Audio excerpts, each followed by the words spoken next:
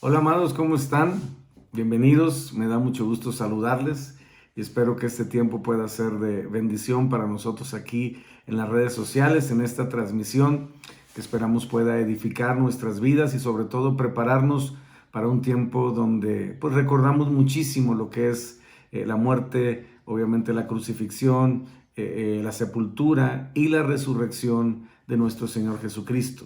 Y bueno, antes de llegar a esas semanas tan, vamos a decirlo así, tradicionales en el mundo en el que vivimos, pues para nosotros como cristianos es muy importante siempre tener presente a Dios. Y no como una figura religiosa, mucho menos como alguien que está aquí solamente como llanta de refacción para ayudarnos en algún conflicto o en alguna necesidad, sino que realmente, amados, podamos ver a Dios en la dimensión tan grande que representa su salvación, pero su propósito en esta tierra. Yo te lo dividiría en dos cosas. Una cosa es la vida nueva y otra cosa es la vida eterna. Entonces Jesús vino a darnos vida nueva, vida en abundancia, dice Juan 10:10, pero también vino a darnos vida eterna. El que tiene al Hijo tiene la vida y el que no tiene al Hijo, pues lamentablemente no tiene la vida. Así que vamos a hablar un poquito de la confianza en Dios. Una de las cosas que yo percibo en mi oración que ha sido más vapuleada y de alguna forma resentida en todo este proceso, digamos, de los últimos 2 años en el mundo en el que vivimos. Tantos ataques, tanto desgaste, tantas situaciones obviamente de confrontación, quizás un poquito de necesidad, de conflicto, de dificultades que, amados, seamos sinceros, todos en mayor o menor medida hemos experimentado. Y qué bendición que hoy podamos levantar nuestra cabeza sabiendo que Dios la unge con aceite, porque así dice su palabra, ¿verdad? Y no tener que andar con la cabeza agachada, enfrentando pues una sensación permanente de derrota o de fracaso o de frustración e impotencia e imposibilidad. Así que tomando en cuenta eso, vamos a preparar nuestros corazones para esta pequeña y breve reflexión que tendremos en esta hora. Vamos a orar. Señor, te damos gracias. En esta hora es nuestro privilegio escucharte, poner atención a tus palabras, Señor. Las palabras que tú has hablado, tú mismo declaraste que son espíritu y son vida. Así que te damos gracias por tus palabras que son vivas, eficaces, más cortantes que toda espada de dos filos, que penetran hasta discernir las intenciones del espíritu y del alma. Gracias, Dios, por cada vida, corazón, cada persona y familia que está hoy aquí. Gracias por esa disposición que tienen ellos de buscarte y también, Señor, de poder sembrar sus vidas en ti. Yo les bendigo, te doy gracias por sus vidas y te pido que tu palabra en esta hora caiga en buena tierra, en tierra fértil, tierra deseable, tierra fructífera, que dé fruto al 100 por 1, cuál es tu voluntad. Te lo pido en el nombre de Jesús. Amén y amén. Así que vamos a hablar, como te decía yo, de mi confianza en Dios, porque básicamente es una decisión que nosotros debemos y podemos tomar. La confianza, amados, no tiene que ver con un aspecto de emoción y mucho menos de circunstancia. La confianza tiene que ser algo más profundo. Tenemos que llevarlo al terreno de la convicción, de la seguridad, de en quién está puesta nuestra vida y por lo tanto en quién hemos puesto nuestra esperanza. La Biblia es muy clara al respecto, literalmente pone a Dios como una roca, algo inamovible. La Biblia es muy clara sobre la diferencia entre cimentar o fundamentar o edificar nuestra casa, que puede ser sobre la roca, que representa un lugar seguro de manera permanente, o sobre la arena, que representa un lugar cómodo y hasta cierto punto, vamos a decirlo así, fácil de edificar, pero lamentablemente con terribles consecuencias en lo que se refiere al resultado. Y yo encontré algo aquí en el Evangelio de Juan, en el capítulo 16, y déjame darte, si me permites, un poquito el contexto. Vamos a ponernos un poquito estructurales en la parte teológica y bíblica, que es interesantísimo. Yo quiero retarte a estudiar la palabra, a buscar siempre más herramientas de preparación, de entendimiento de su palabra y obviamente de intensidad en cuanto a la revelación de su Espíritu Santo. Y encontré algo aquí en Juan 16. Déjame decirte que Juan 16 se considera un capítulo importantísimo junto con Juan 14, porque revela a Jesús lo que representa la venida del Espíritu Santo, el Consolador, el Espíritu de verdad. Obviamente el que nos guía a toda verdad, el que toma de Jesús y nos los hace saber, el que de alguna manera define Jesús, una parte principal del ministerio del Espíritu Santo en esta tierra, ahora que Jesús está pronto. Juan 16 está prácticamente en la transición de las últimas palabras hablando de estos últimos capítulos sobre lo que fue las últimas instrucciones de Jesús antes de ser obviamente crucificado. Y después, pues todo lo que nosotros sabemos, muerto, sepultado y por gracia y poder del Espíritu Santo resucitado al tercer día. Entonces, este es como, vamos a decirlo así, el compendio de palabras donde a Jesús le interesa que los discípulos por lo menos entiendan lo que va a pasar. Aunque no lograron comprender a cabalidad lo que esto representaba, pero por lo menos que entendieran lo que iba a pasar en términos específicos de circunstancias. Jesús iba a ser arrestado. Jesús iba a ser obviamente juzgado de manera, llamémosle, injusta, iba a ser obviamente vituperiado, lamentablemente escarnecido, su tiempo hablando con Pilatos, luego pasando con Herodes, luego regresando a Pilatos, ¿verdad? La preparación de lo que es obviamente la Pascua y la premura por la que había que tomar una decisión, que no podían dejar esto a medias durante la Pascua, que es una fiesta solemne del pueblo judío, del pueblo israelita, ¿no? Entonces, Jesús está anunciando antes de estas circunstancias, pues lo que va a ser la respuesta de Dios hacia la situación no presencial en el sentido físico de Jesús en esta tierra, ¿no? Jesús nos habla de que Él se iba, pero nos dejaría y nos convendría ese cambio, entre comillas, entre el aspecto tutorial de Jesús como Emmanuel, como Dios con nosotros, y el aspecto obviamente del Espíritu Santo como Paracletos, como enviado a favor de y estar junto con, y bueno, todo lo que representa. Entonces, Jesús viene hablando del Espíritu Santo, Jesús viene hablando de lo que va a padecer. Estoy haciendo un pequeño compendio o contexto de todo lo que Jesús está hablando en este capítulo. Hablo obviamente que vendrían tiempos de tristeza, como los que hemos enfrentado en las últimas semanas o meses o un par de años, pero también habla Jesús de que esa tristeza se convertiría en gozo. Y hace una alegoría muy interesante Jesús, porque compara lo que estamos viviendo como el tiempo de dar a luz. Es decir, cuando una mujer, y las mujeres que están aquí, que son mamás, no me dejarán mentir, da a luz, pues no es obviamente algo cómodo, ¿verdad? Ni algo que uno diga, wow, es delicioso, cómo disfruté la labor de parto, ¿verdad? No, pero Jesús hace una alegoría muy interesante porque habla de que cuando nosotros superamos una prueba, cuando nosotros enfrentamos una dificultad, cuando nosotros decidimos confiar en Dios para superar esa dificultad, el resultado hace que se aplaste todo el proceso previo en cuestión de precio, en cuestión de dolor, de desgaste y todo lo que en mayor o menor medida enfrentamos. Y cuando está hablando de que la tristeza se convertirá en gozo, Jesús usó la alegoría del alumbramiento. De una mujer cuando da luz, cuando ya tiene el bebé en sus manos, vamos a decirlo así, que es el fruto de esa labor de parto, pues obviamente se olvida de todo lo demás, ya no se acuerda de los dolores de parto, ya no se acuerda de las contracciones, ya no se acuerda obviamente todo lo que representó, perdón, la intensidad del umbral de dolor, no, ya obviamente todo eso queda olvidado. Bueno, así dice Dios, o así Dios quiere que nosotros vivamos las diferentes etapas y procesos de nuestra vida. Cuando estamos siendo afligidos, dice la Biblia, en diversas pruebas, entendamos que esta leve tribulación momentánea va a producir en nosotros un cada vez más excelente peso de gloria. Es lo que dice la Escritura y debemos de abrazarlo y quererlo con todo nuestro corazón. Entonces Jesús nos está hablando de eso y nos está hablando obviamente de lo que va a ser el resultado final, de lo que representa tomar la decisión de poner nuestra confianza, nuestra esperanza en manos de Dios.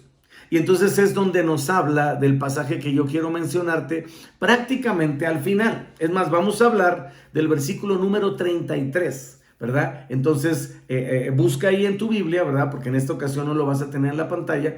Juan capítulo 16, versículo 33. Yo te lo voy a leer primero en la versión 60 y después vamos a ver una versión moderna. Dice así: estas cosas, si toman en cuenta todo lo que hemos mencionado, el Espíritu Santo, la venida del Espíritu Santo, vamos a decirlo así, la partida física de Jesús de esta tierra para irse a la diestra del Padre e interceder por nosotros en lugares celestiales, estar sentado, que es lo que hace hoy. Hoy el ministerio de Jesús es literalmente, como dice Timoteo 3:16, ser mediador, no es 3:16, lo que dice Timoteo, ser mediador entre Dios y los hombres, ¿no? Y bueno, ese es otro tema interesante que no vamos a ver. Pero él está ahorita sentado a la diestra del Padre. Y su labor principal ahorita es de intercesor. Intercede por nosotros. ¿no? Delante del Padre.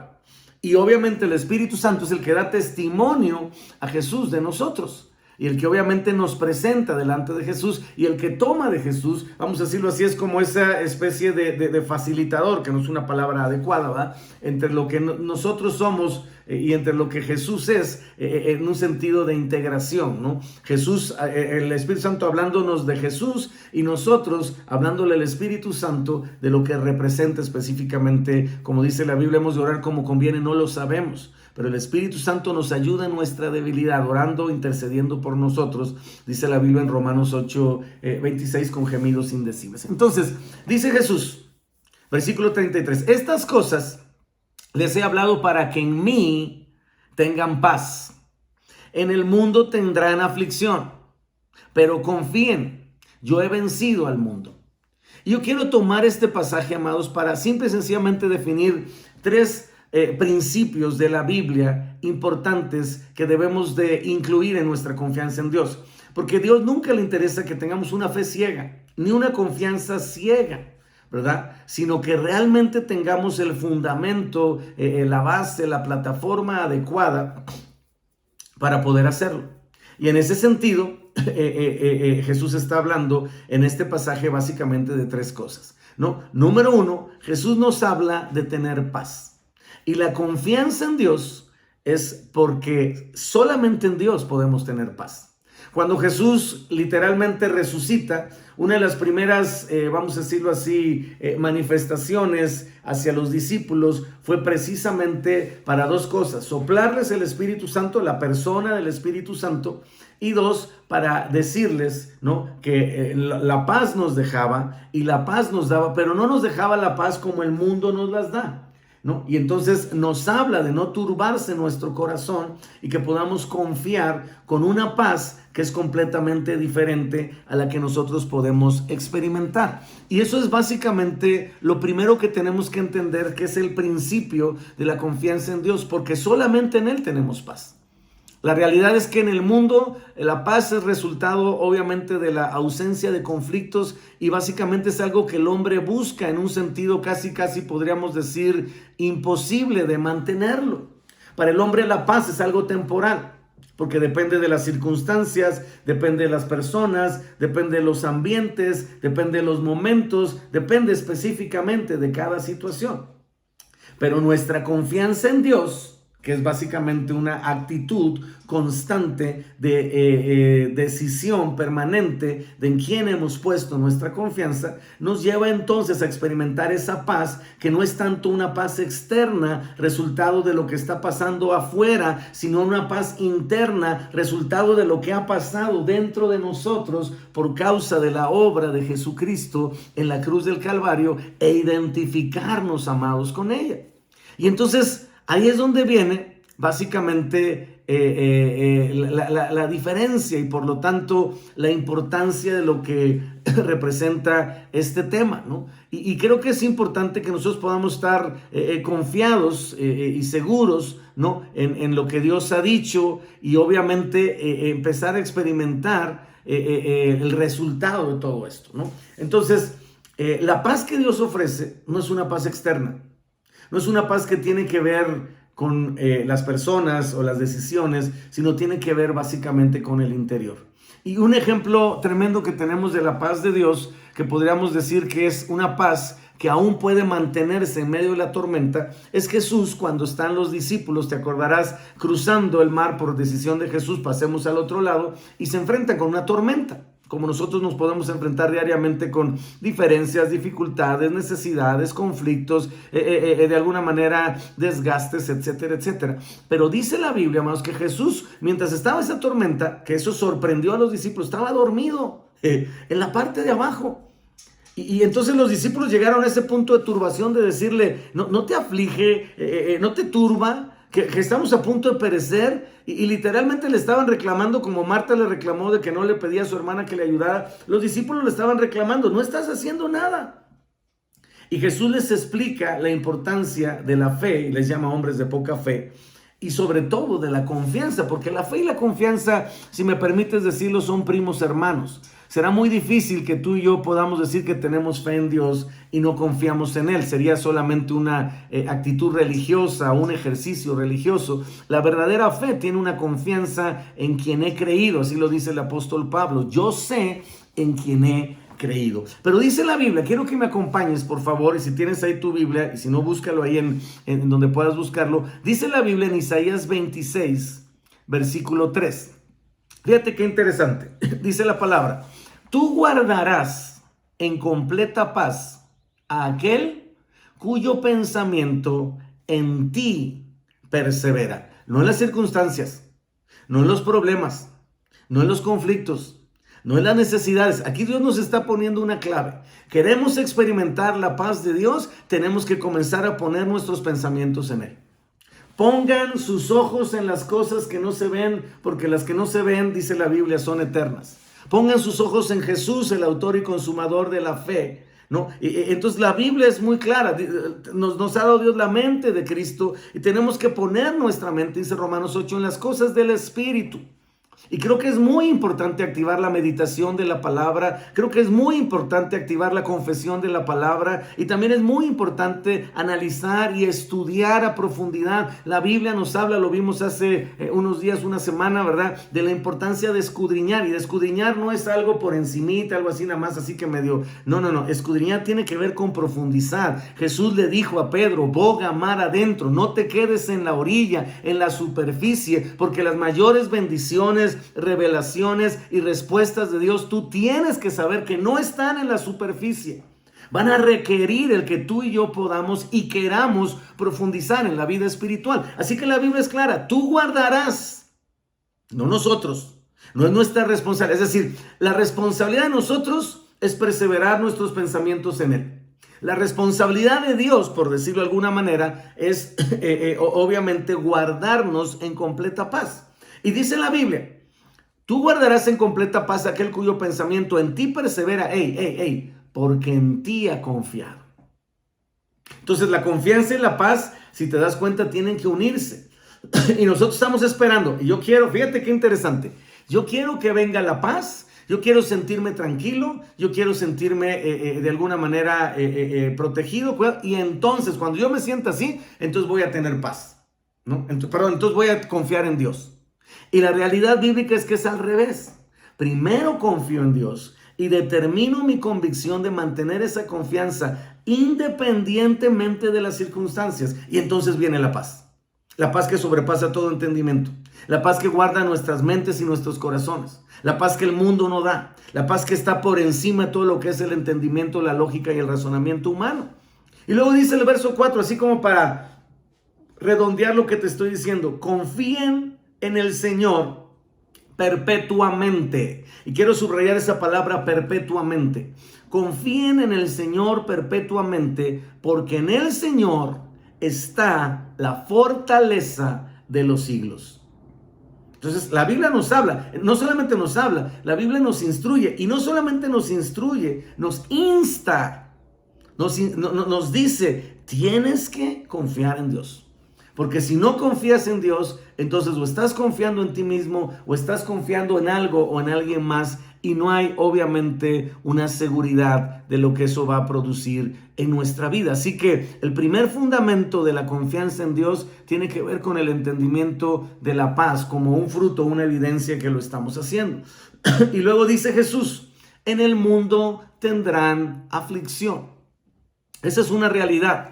La confianza en Dios tiene que estar bien decidida, bien determinada y bien, vamos a decirlo así, aterrizada en nuestra vida. Porque, amados, hoy más que nunca el mundo nos ha mostrado su aflicción.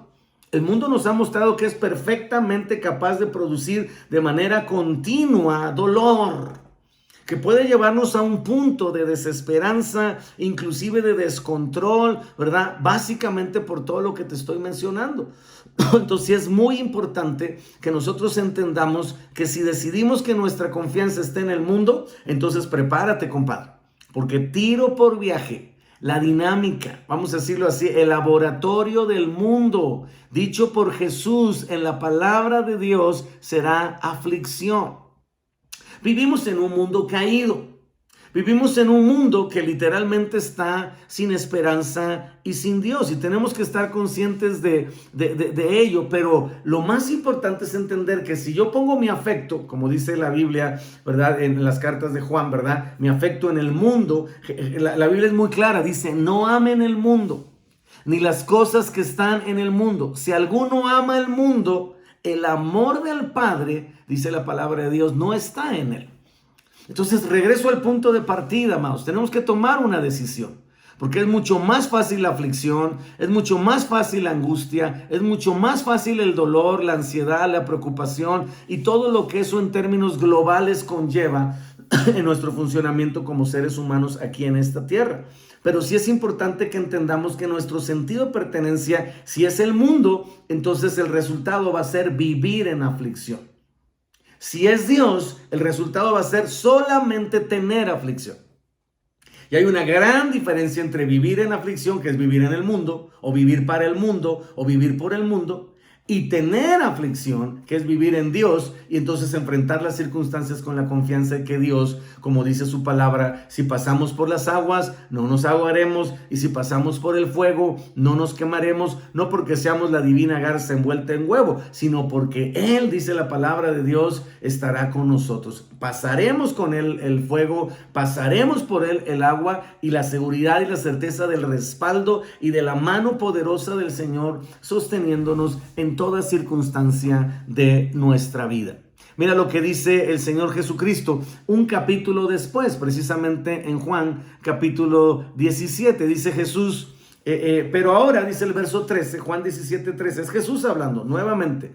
Dice, pero ahora voy a ti y hablo esto en el mundo para que tengan mi gozo cumplido en sí mismos. Yo les he dado tu palabra y el mundo los aborreció. Está hablando de los discípulos, está hablando de aquellos que nos hemos identificado con Cristo. Dice, yo les he dado tu palabra, verso 14, perdón, y el mundo los aborreció porque no son del mundo. Si puedes grabarte esto en tu corazón, habitamos en un mundo como extranjeros y advenedizos, porque no somos de este mundo, ni vivimos para este mundo, ni dependemos de este mundo. No son del mundo, como tampoco, dice Jesús, escucha, yo soy del mundo. Ahora, verso 15, viene de alguna manera a consolidar lo que estamos mencionando. Dice Jesús, no ruego que los quites del mundo. O sea, nuestra oración no debe ser, sácame del mundo. Tampoco debe ser aislarnos. Tampoco debe ser apartarnos en un sentido de aislamiento, de no convivo, porque entonces perdemos la influencia, el impacto, el ser luz, la ponemos debajo de la mesa cuando tiene que estar en lo alto, en el monte, ¿verdad? Y dice, no ruego, dice Jesús, que los quites del mundo. Nuestra oración, la oración de Jesús y nuestra oración no tiene que ir enfocada a quitarnos del mundo, sino que los guardes del mal. Y luego el verso 16, así como para punching, ¿no? Dice, no son del mundo, por si no nos quedaba claro. ¿Puedes decir, no soy del mundo? No te escuché. ¿Puedes decir, no soy del mundo? No son del mundo. El que está en crisis es el mundo. El que está en aflicción es el mundo. El que está en pandemia es el mundo. ¿Qué necesitamos hacer para entender que somos ciudadanos del reino de los cielos y miembros de la familia de Dios? Y que en el mundo hay pandemia y aflicción, pero en Dios no hay crisis. En el reino de los cielos no hay crisis. En el mundo sí. No son del mundo, como tampoco yo soy del mundo. Y luego empieza a mencionar la importancia de santificarnos, que es literalmente salir, no del mundo en el sentido físico, pero sí de la mentalidad del mundo, de la corriente del mundo, de la cultura del mundo, de los principios del mundo y adoptar la mentalidad del reino de los cielos. Así que entendamos ese principio importantísimo en nuestra vida y caminar con Dios. No puedes confiar en el mundo, porque si confías en el mundo vas a vivir en aflicción.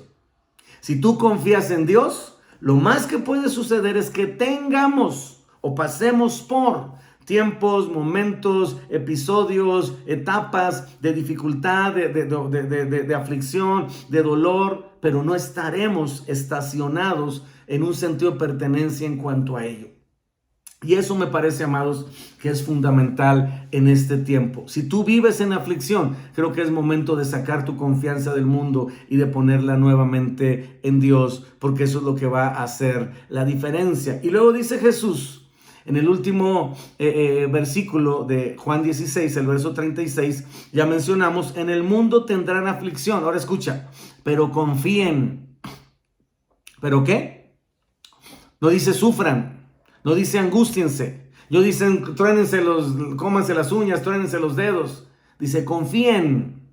Ante todo este asunto, ante todo este proceso, ante todo lo que de alguna manera enfrentamos, la respuesta radical del cielo a través de su representante mayor llamado Jesucristo en esta tierra es confíen, porque yo he vencido al mundo.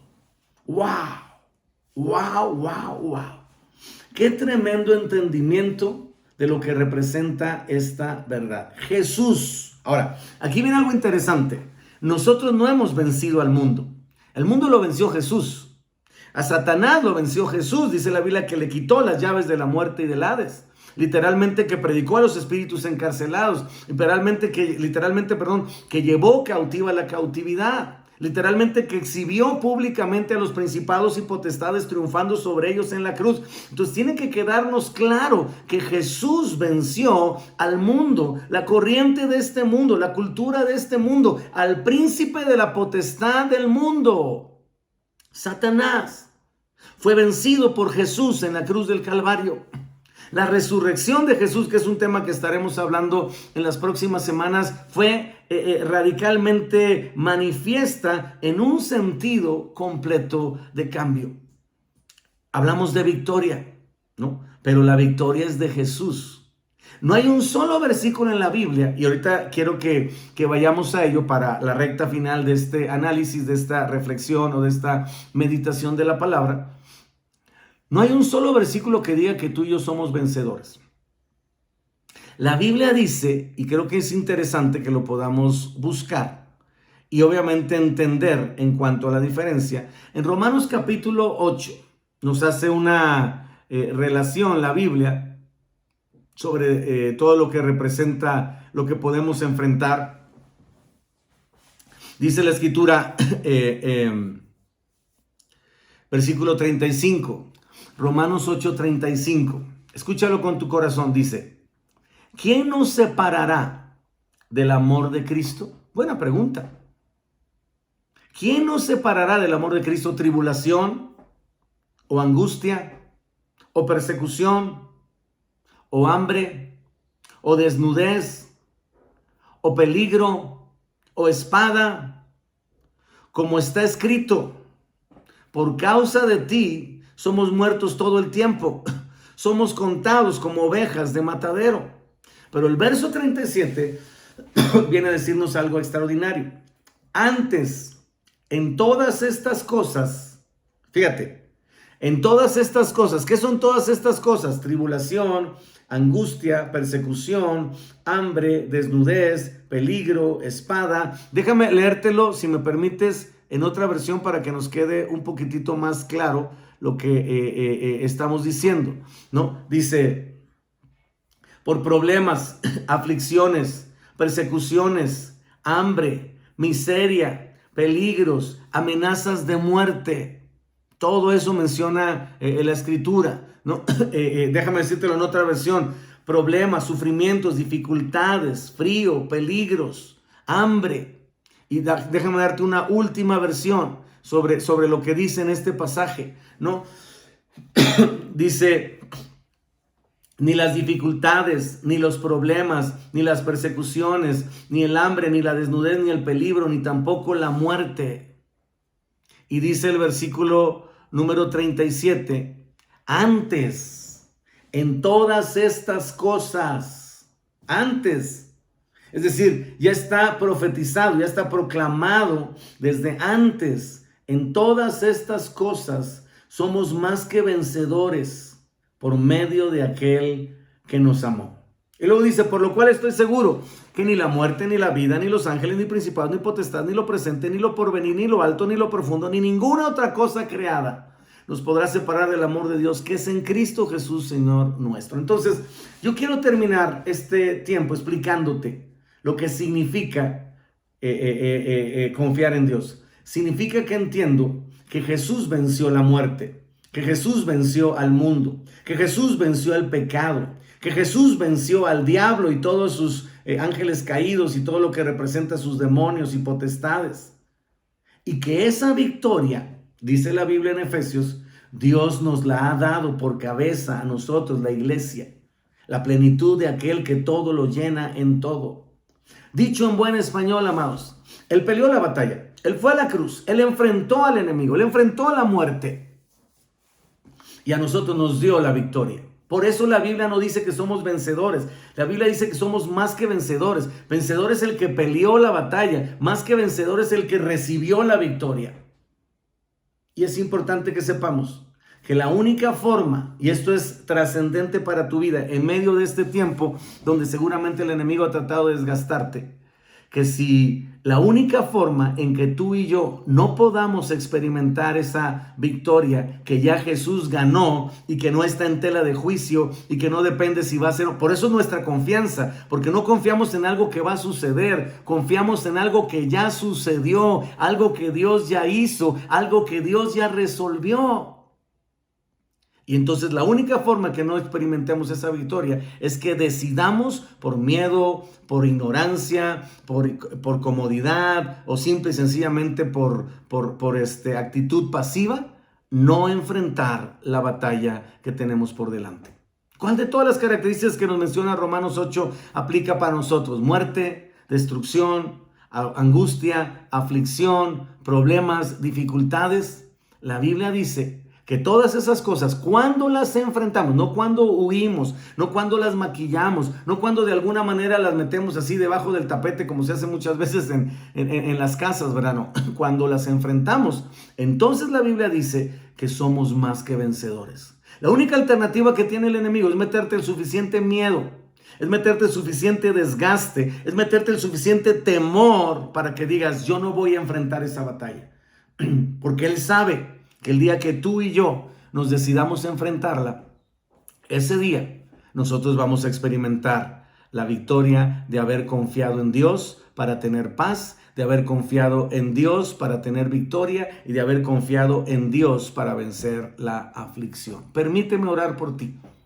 Y permíteme en especial, yo siento muy fuerte el Espíritu Santo, orar por aquellas personas que están pasando o acaban de pasar por una lucha tan fuerte que ahorita lo que están viviendo es el desgaste de sentir que no tienen fuerzas para seguir adelante y que hoy el Espíritu Santo pueda fortalecer con poder tu ser interior. Señor, oramos en esta hora y levantamos la vida de cada persona que hoy está escuchando y viendo esta transmisión para que refuerce su confianza en ti. Señor, todo lo que desgastó, el dolor, la tristeza, quizás la muerte, la pérdida, quizás, Señor, las situaciones de oposición que se han levantado en los últimos meses o quizás ya se ha prolongado a años en sus vidas. Padre, que hoy la confianza vuelva a surgir como esa convicción que viene de lo profundo de su ser interior, de su espíritu, Señor, que puedan experimentar esa paz que sobrepasa todo entendimiento, que puedan experimentar esa victoria que ha vencido al mundo, que puedan experimentar, Señor, el que la aflicción